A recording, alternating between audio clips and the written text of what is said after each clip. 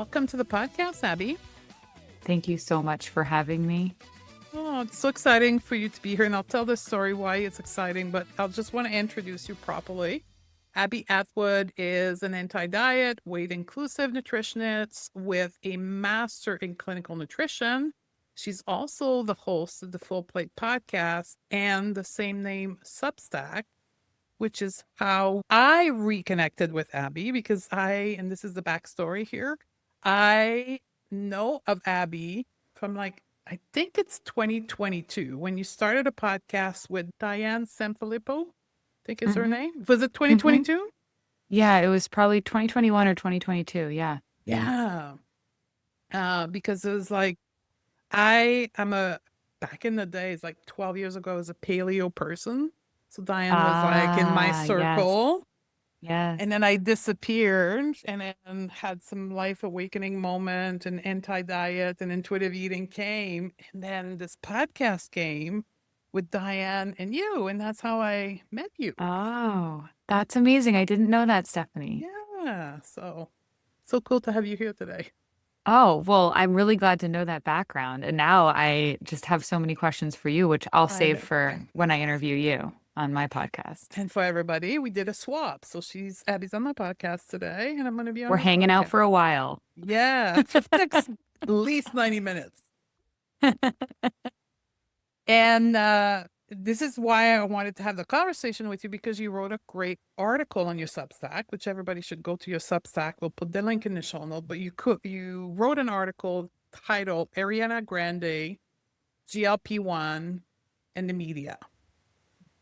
And I want to have a conversation with you because you seem like a person who hangs out in the gray zone like me, like you're tolerant of other people's idea. And it's not everybody has that skill set. And I wanted to have that conversation about the whole commenting on people's body and the celebrity culture and GLP-1.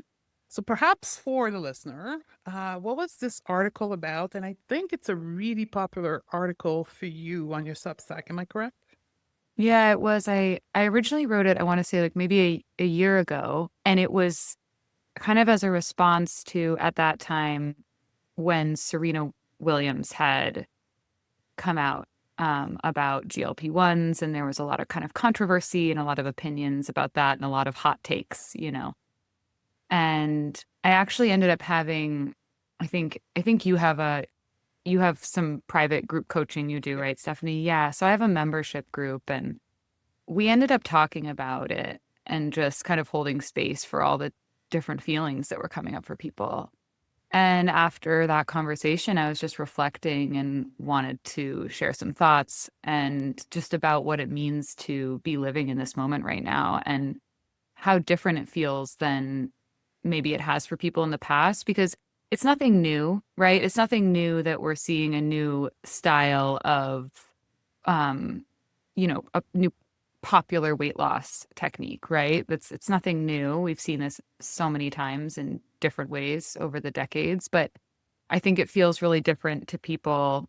It feels louder, it feels more present, both because of just the accessibility of um that social media offers and the media at large and celebrity culture and kind of the parasocial relationships that we form. And then just how loud the marketing is right now around GLP-1s, which I personally do think is a really huge issue. The marketing of these medications has become just really dangerous territory for a lot of people, and so I think it's just louder and more pervasive than it has been before. And so I wanted to have a conversation about that, or just kind of type my thoughts up about like, how do we handle this? Like, how do we think about body autonomy and a culture that has conditioned us to formulate our sense of self-worth, our status, our power, our self-esteem, our whole quality of life around kind of how we're perceived and our body size and the beauty ideal. So it was kind of born out of that. And it's just messy. It's messy. It is messy. And I think it's more harmful. It's certainly louder. Like I'm 50, so I've been through many waves of weight loss. This is the loudest weight loss tactic I have seen. And I think it's not just the tactic itself, it's the money behind it, and it's social media. Like, I didn't have social media 15 years ago, 20 years ago, when I was like doing the latest diet. So I think there's many contributing factor that makes it inevitable. Like, you cannot escape it, you cannot avoid it. It's on billboard, it's on social media, and it's constant reminder that you should be thinner, and there's a miracle potion for that. And it's constantly sending you back this ultra thinness. And I think that's the Aria Grande, which is the body image or the view on her body that she's sending us. That ultra thinness is, it's making you think a lot deeper than any other weight loss, I guess, Mm-hmm. tactic. But my take on that, and this is where I want to have a conversation with you. We do have body autonomy, right? We, each one of us, and I firmly believe in autonomy. Each one of us can do what we want with our body. And I think for me, there's also a responsibility when you are platform, when you are someone that has a following. I have a small following, but to me, I engage with my following with some kind of responsibility of what I say, how I say it. And for me, this is where it's rubbing against body autonomy. Yes, these people have autonomy, but at the same time, do they not also have a responsibility? I don't Mm-hmm. know. It's a difficult question. I mean, I agree with you wholeheartedly. Body autonomy is the cornerstone of my work and yours too. And I think that's exactly why all of this concerns me so much, because when we're living inside a culture that's just systematically undermining the conditions for body autonomy, it's, I mean, how can we have genuine autonomy inside a coercive system? And so what are the factors contributing to that coercion? And what are the things that are happening that are making people make the choices that they are making? And yes, those are free choices, but how free are those choices? And that's for each of us to decide. Again, it comes back to the autonomy piece, right? But it's a really important question. And then it's okay, how is that affected by celebrities? Especially, like I mentioned, parasocial relationships before, especially when maybe there's celebrities or people you've followed for a long time, feel connected to in some way, and you're met with images that are making you question yourself, question your worth, and then the conversations being shut down under the guise of body autonomy, right? And that's where I start being like, wait a minute, wait a minute. No, we have to be able to have a conversation about the culture without getting shut down under the guise of individual choice. That's where I'm seeing this huge issue with like a nuanced gray area conversation. It's just getting shut down, Yeah. right? Yeah, because to me, if you think, because my work is a lot of it is on cognitive behavior coaching. And when you think about black and white thinking, Mm-hmm. right, the all or nothing thinking, like it's either Mm-hmm. this way or this way, that's a sign of dysregulation. That's a sign that there's fear, right? You're just like, you can only see it one way.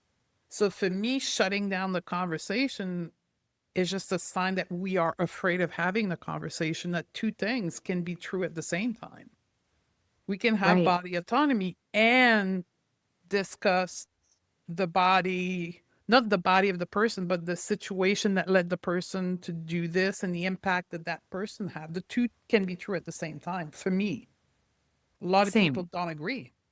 Same. I think the cultural critique has to be something we're allowed to do without being like kind of shamed. And at the same time, I think it's very frustrating when I'd argue the much louder conversation is the one that's in favor of weight loss in our culture and always has been. So it's really hard when the minority voices who are trying to just express concern or critique of the lack of something that really concerns me, for example, is the lack of informed consent with going on these medications for weight loss.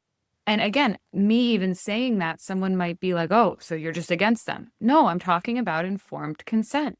And so there's just a really emotional response to anything somebody says when evaluating what's happening. And I really just want people to be able to do that critique for themselves without feeling shut down because somebody else has a different personal lived experience than them. And that's what's also happening with the celebrity. You see, like, if something comes up on my feed where I see like Ariana Grande or Demi Moore or whatever the celebrity is that people are talking about, most of the comments land in that Either binary all or nothing. Like you said, Stephanie, it's like one person's like, oh my gosh, are we allowed to be concerned yet? And another person's like, stop, they're just living their life. Like, you never know what's going on with somebody's body. We've got to be able to say, wait, what's the actual material conversation here that needs to happen? And how is this affecting people mentally, physically, emotionally, you know? yeah, because they're, to me, I'll come back to responsibility by default of their employment, their career choices. These people become a reflection of our culture, of our society. Yes. And by engaging in public performance, they're engaging in that role of being a symbol of what we are living. So to me, by default of engaging in their profession, just like I'm engaging in my profession to be on social media, there's some things that comes along with that, which is not, it's not okay to critique their body, but it's okay to look at their body as a body that is a reflection of our society and critiquing that without making it about the human being behind the body. That makes sense. It makes so much sense. Where are you landing at this point with responsibility? Like, what would it mean to you for someone to kind of hold that when they're as visible as they are in the culture? You know, I had to ask myself that question personally in Hmm. consideration to GLP-1 because I live in a fat body and automatically I've had the engagement with medical people telling me I should be on the GLP-1, right? Wanting to prescribe me GLP-1, wanting to, or recommending that that's the solution to whatever problem I was facing at the time.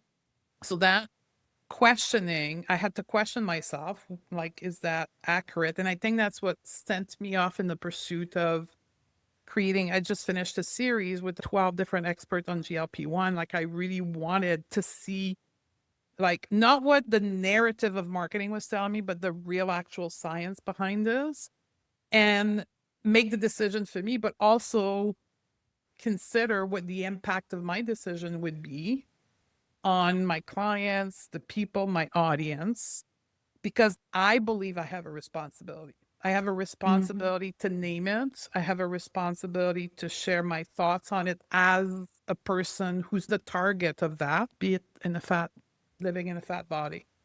So I believe that I made the decision to not go down that path and find other solution for my health issue.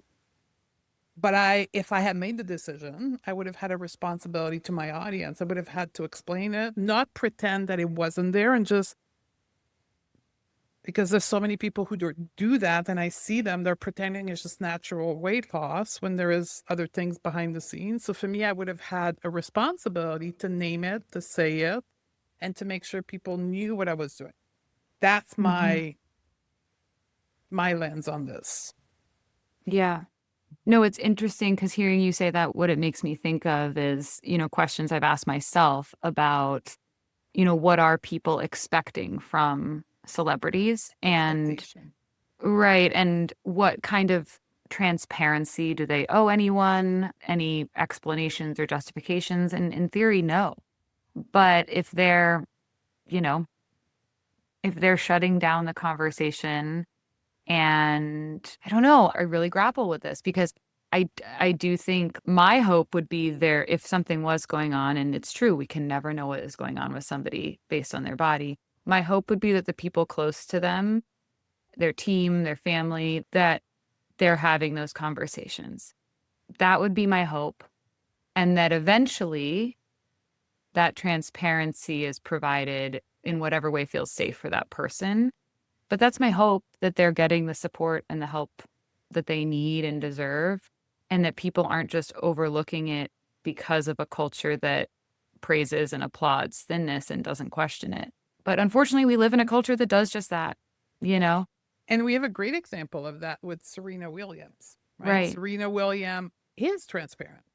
Mm-hmm. Like, she has been transparent the whole time. And we're recording Mm-hmm. this. She just had last week her first game back after 4 years of absence in her Mm-hmm. recently reduced size body.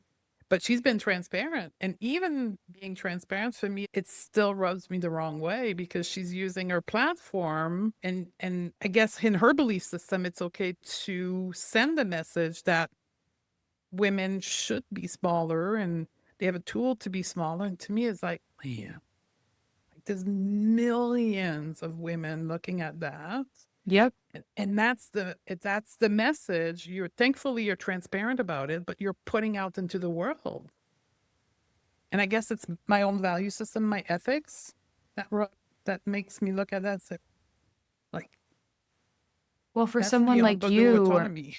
yeah, like for someone like you or like me or so many people who've done this work to unlearn and continue to unlearn that like internalized anti-fat bias, that is proof of internalized anti-fat bias, right? And so you're watching it, you know, the transparency is just transparency around bias, right? So because that's her saying, yeah, I do believe smaller bodies are healthier bodies, are more valuable bodies.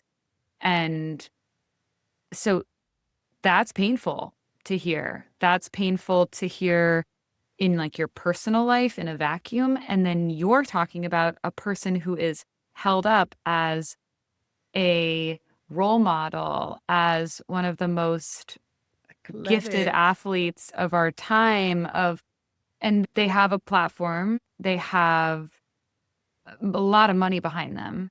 And that was also, I think, another complicating factor of this, right? Like the financial ties Profits. in that situation. But of course, follow the money in any of these situations. That's a huge issue when you see it, when you see bias and stigma being perpetuated, and then again coming back to then gets shut down under the guise of personal choice, body autonomy. People deserve to do what they want to do with their bodies. And we don't get to ask questions about the harm that it's causing millions of people and how many people are then going to be feeling the pressure to do the same thing as a result. Yeah.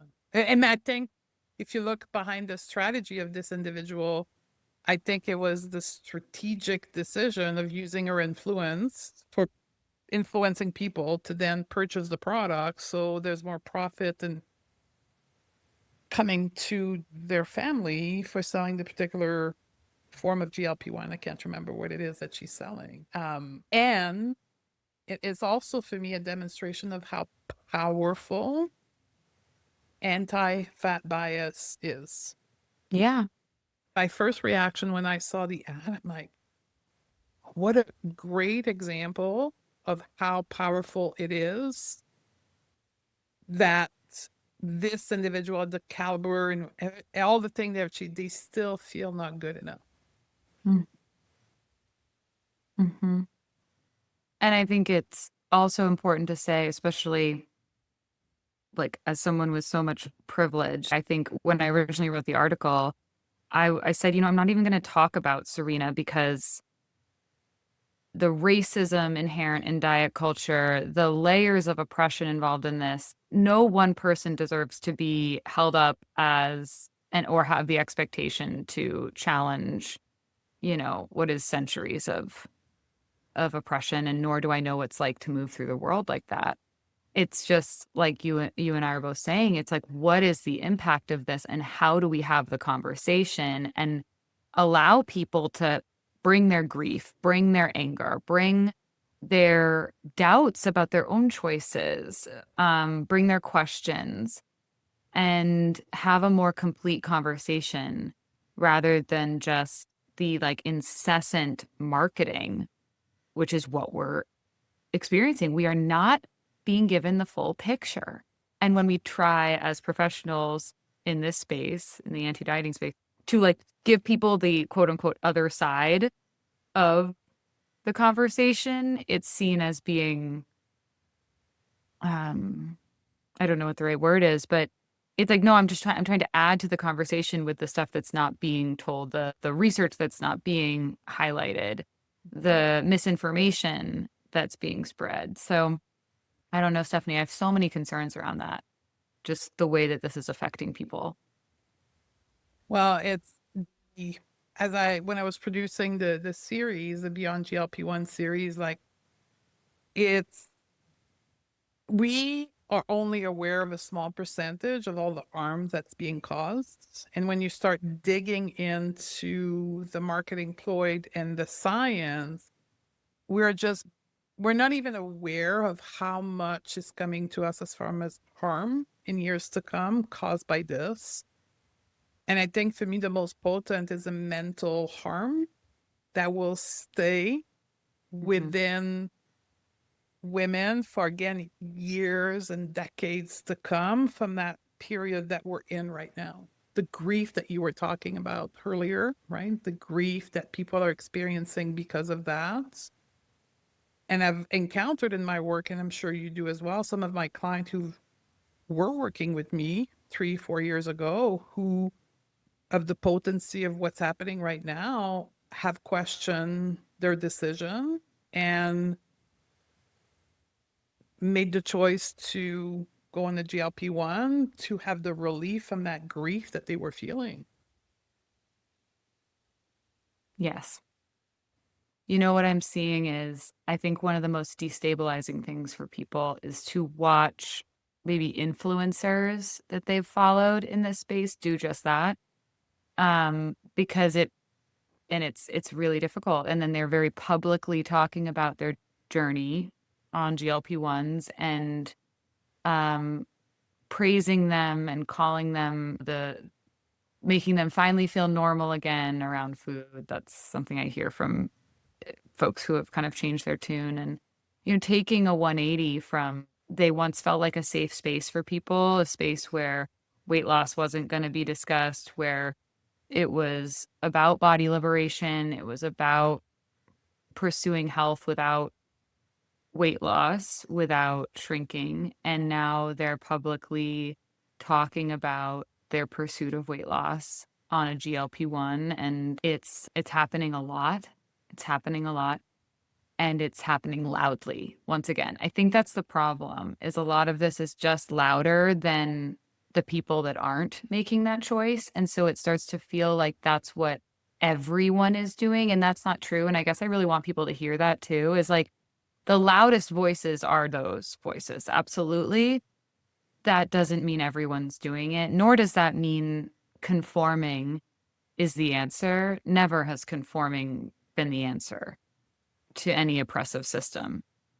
But it can feel very tempting. It can feel safe. It can feel protective. It can feel all of those things, especially when you're having a very natural fear-based response to all of this. Like your nervous system is constantly dysregulated and your ability to live in your body in a neutral way is constantly being challenged, whether it's by social media videos, by marketing, by celebrities, by your doctor, by your friend, by family members who are making comments now because now there's this new way to lose weight, or it is very hard to live in your body right now and kind of live in a bubble, right?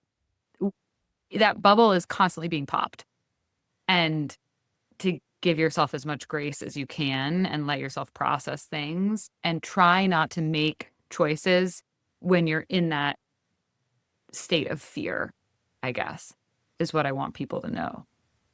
And I think when people are questioning what their choice will be, and I think that's where our conversation about like not just body autonomy, but the other side as well, is very important to have publicly because there is hundreds, maybe thousands of people who are going to listen to this interview. And that's a different input that goes into looking at how they're going to make their choices.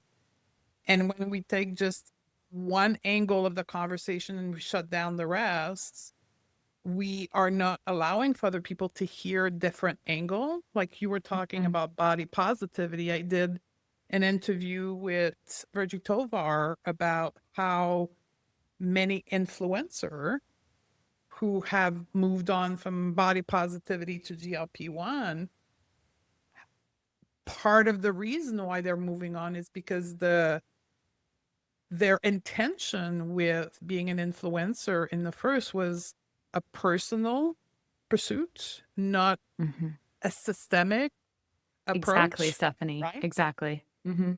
Like I do Exactly my right. work from a systemic with feminist value, and I think about system alongside with the individual, and I help the individual live within a system. That's my work.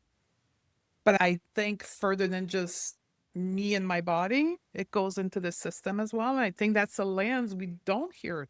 And only in conversation like me and you can we bring that to the people listening to say, oh, I never thought about it this way. Well, what I can say for sure for myself is that's the only reason I have maintained recovery from an eating disorder is because of the systems view. Like, if I had continued to just focus on my own personal experience, I'm sure I would have returned back to it. Um, and it's been maybe, I don't know, 15 years or so for me of recovering. And it was not until I really saw the roots of diet culture and I really understood the patriarchal white supremacy, ableism. And I really started taking this lens of like, oh, this is actually, this cuts to the core of my values and my identity and who I believe I am and who I want kept recovering where like even if I started having the thoughts or the desire to go back to that way of living in my body, of controlling food, there was this stopgap of, but that's not who I am or who I want to be in the world, in the systems, at the systems level. And so I think when we see people kind of hop around trend to trend, whether it's dieting trend or then treating body positivity like a trend, and then treating anti-diet like that's the new thing, and then going on the GLP-1. I think if you can kind of start to notice that pattern in people, especially out there who are influencers like Virgie was talking about, I think that's your clue that was never a systems level approach. It was always a personal, potentially financial approach to Yeah. yeah, what they wanted to represent, you know? And I think that so for me in my personal journey, Yeah. and when I learned about socialization and I learned about systemic issue, for me, it fueled my Yes. journey of never going back. Thank Like it showed me and validated my pain. Number one, it was nothing wrong with me, why I was falling victim and why I suffered for 25 years. It was because it was systemic. I'm like, it's like I found salvation. Oh my God, that wasn't my fault all along. I was just socializing a victim of this thing. Okay. Now I can see a future. I can see hope because I can change my thoughts and change my belief system so that now 2026, I did that work 10 years ago, but now in 2026, a doctor prescribed GLP-1. I'm like, no, like, Mhm. no, I like need a different it's, option. Yeah. yeah, like it's not Yeah. even a question of it's just because fundamentally I've changed at the core, not just, I don't want to use the word superficially, but just not at the top. I just went down and changed my belief system. So to me, that was salvation, that work. I relate to that so much, Stephanie. It's like you changed out the actual software, right? You stopped trying to run a new program on old software, you know? But you actually went in and was like, oh my gosh, I have to deprogram this and install something new over time, right? At And I that think deeper that's the level. conversation when we talk about the media culture and celebrity culture, and we name it, and we say there's a responsibility behind that. For me, I know I'm acknowledging the systemic issue by having that conversation instead of avoiding it. 100%. I think, you know what I think a lot about is because we were saying that a lot of times this this conversation about celebrities or about the culture at large gets shut down with body autonomy or your body, your choice. I think a lot about like, well, what's the difference between autonomy and liberation, right? Like, because I think, yes, autonomy, you have the right to make choices about your own body. But I think that liberation, which is what I want for people that I work with, for people I love, for everybody, literally everybody, I think it requires dismantling the systems that are constraining those choices in the first place, right? Um, and I guess this is coming into mind because of what you were saying, Stephanie. You were talking about the level of the individual versus the level of the system. And I feel like autonomy operates at the level of the individual, Yes. but liberation operates at the level of the system, right? I don't know. What do you think Well, that's an I think important? liberation to me, so we're just like I'm playing on the words here, but for me, Yeah. liberation is like seeing the system, naming it, and with my autonomy, choosing to opt out. Mm-hmm. Because if I didn't have if I didn't have the autonomy, I could not opt out. Mm-hmm. And for me as a feminist, I keep thinking about my grandmother. So Mm-hmm. I said this story many times, but I'll say it to you since you're here. My grandmother, about 7 years ago, sat at a dinner beside me, and she put her hand on my thigh and she said, "You're living the life I wish I could have lived. Keep going." Because my Mm-hmm. I grandmother love was born that. in the 1920s Yeah.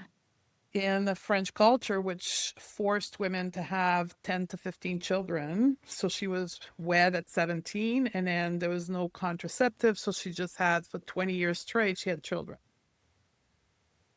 because she didn't have a choice. She didn't have autonomy. Like, she couldn't even exercise the autonomy. It was either she had children and get married, or she became a nun. Like, there was just two choice. Mm-hmm. And she could have said, yeah, my autonomy was making that choice between being a nun or having the kids, but like Yeah. that's kind of what we're talking about right now, right? Like, Yeah. is that sure that's autonomy, but is that freedom, right? It's not. I mean, I think that's such a beautiful example. Thank you for sharing that. I can really I relate. My grandmother was born in the same time, and I can really relate to that. It makes me think like it's it's like we're kind of brainwashed into thinking that liberation is us getting to choose from this menu we're handed. But liberation is like tossing that shit aside and being like, what do I want for myself? Not what is on this shitty menu that you gave me, right? Like, I want to order my own thing, you know? And I Um, think it start with the question, and that's going to tell you a lot about culture. But why do you want what you want, exactly. Exactly.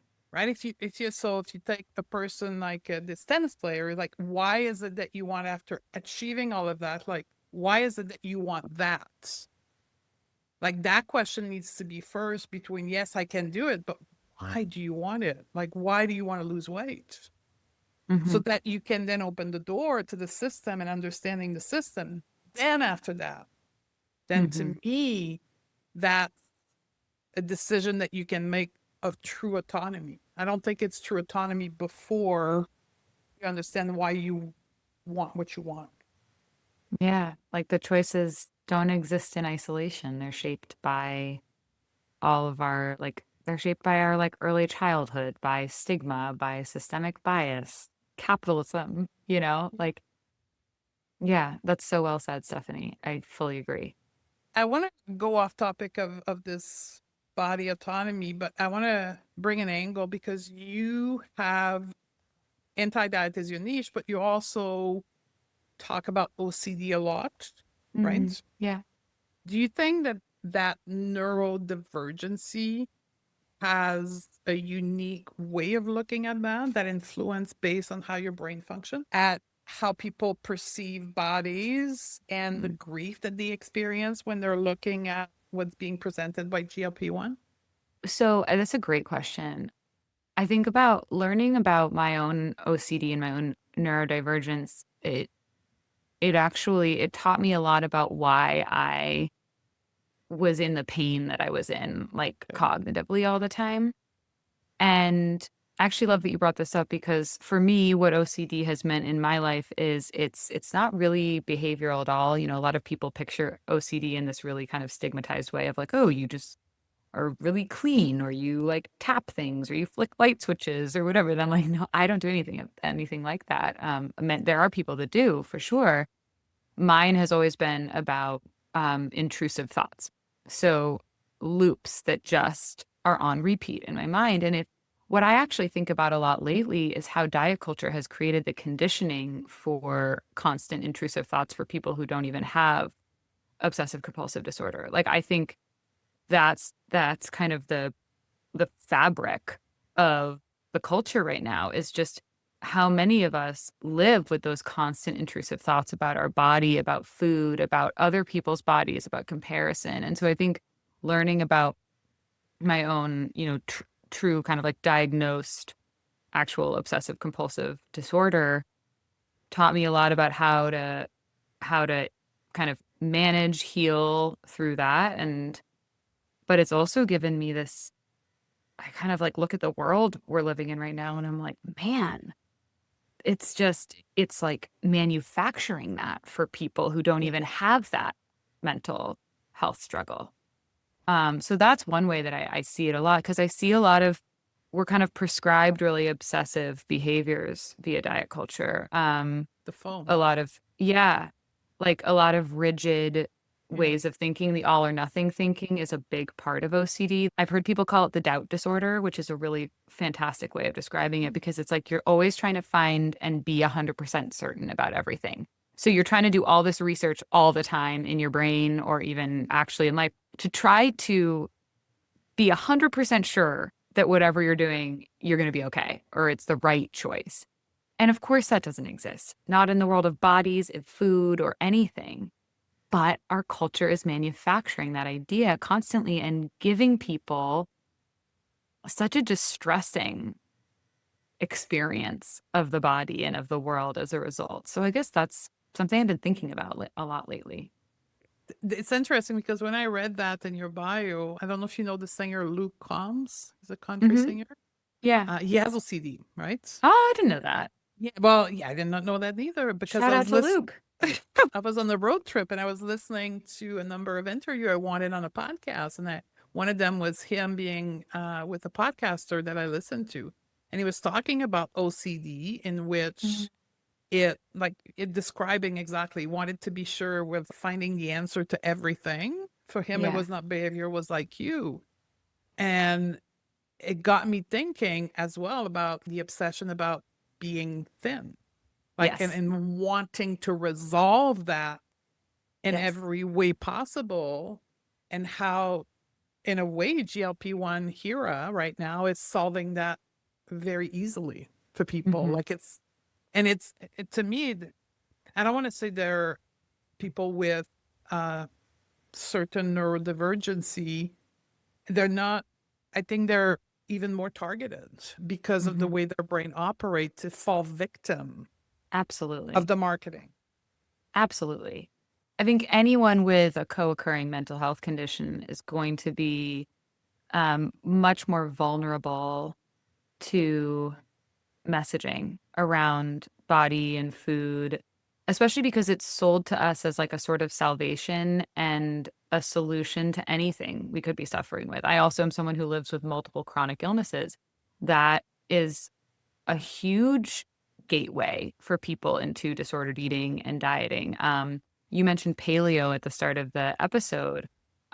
Movements like that, diets like that, kind of framed themselves as something for people with autoimmune disease, for, there's all of without scientific backing, right? And so a lot of people who were struggling with chronic illness fell victim to that. And then let's say you have anxiety, you have depression, you have ADHD, you have OCD, you have whatever it might be, your brain in the world we live in is living in a condition where it feels less safe because our world isn't built for neurodivergent brains. And so what does diet culture offer us? Safety. it offers a safety at the core. It's like, here, do this, you'll be okay. Eat this way, you'll be okay. Lose weight, you'll be okay. Everything will be better. So I 100% think if you are struggling in any way, like mentally and emotionally, you're going to be more vulnerable to this messaging because it's going to feel like a way to survive what can feel unsurvivable in your own head, you know? You're talking about health, and I want to bring this conversation to health issue because that's what Louise Adam was. She's talking about GLP and marketing. Mm. Now the conversation is broadening beyond just simple weight loss. Now Oh, it's I about know.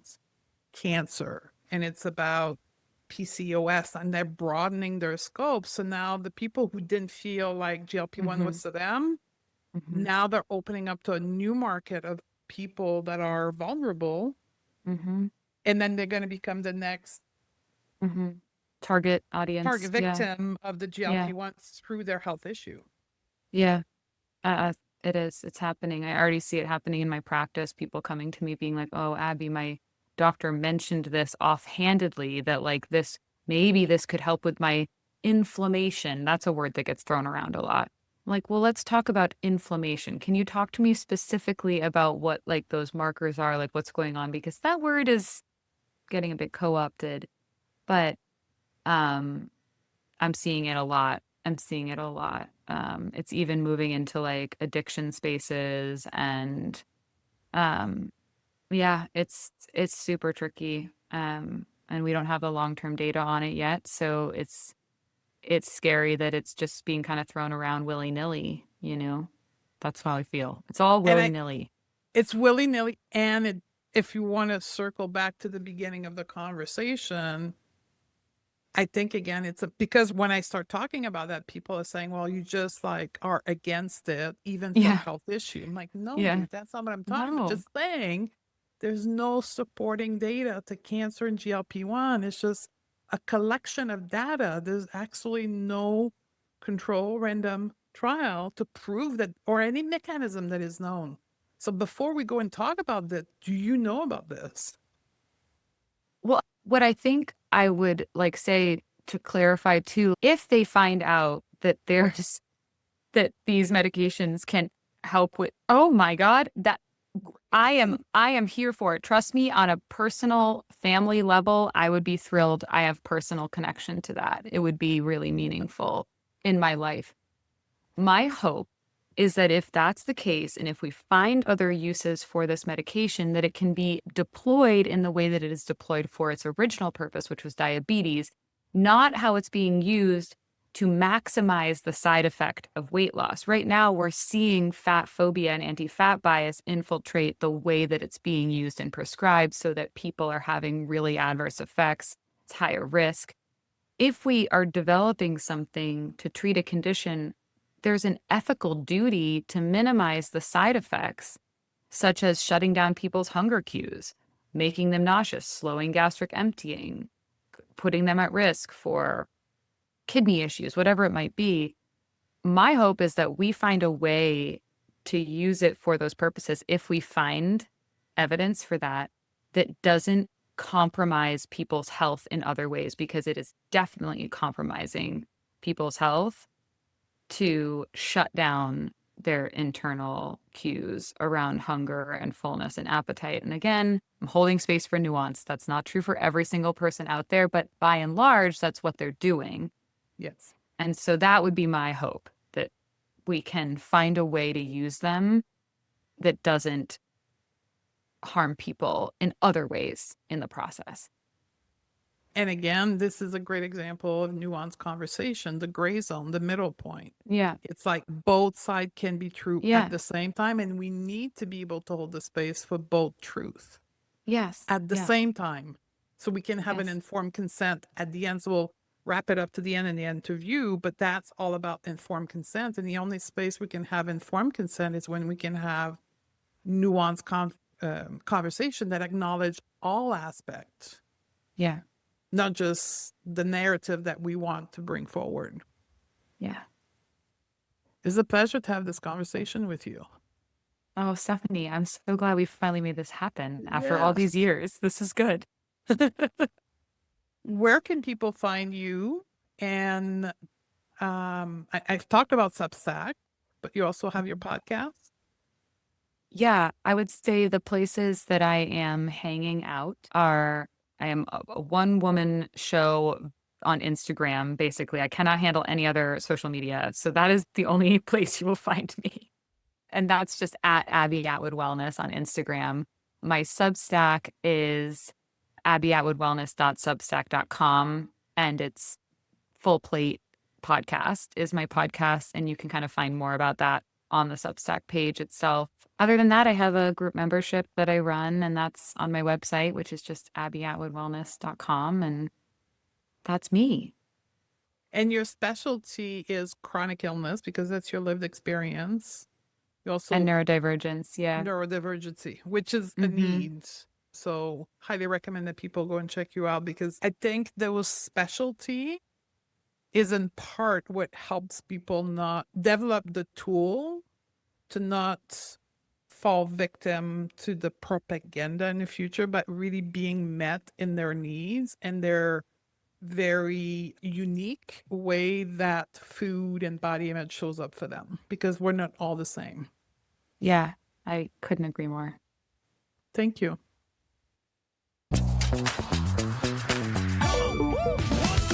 Want to coach behaviors, not bodies? Learn the mindset tool and the method that create real changes?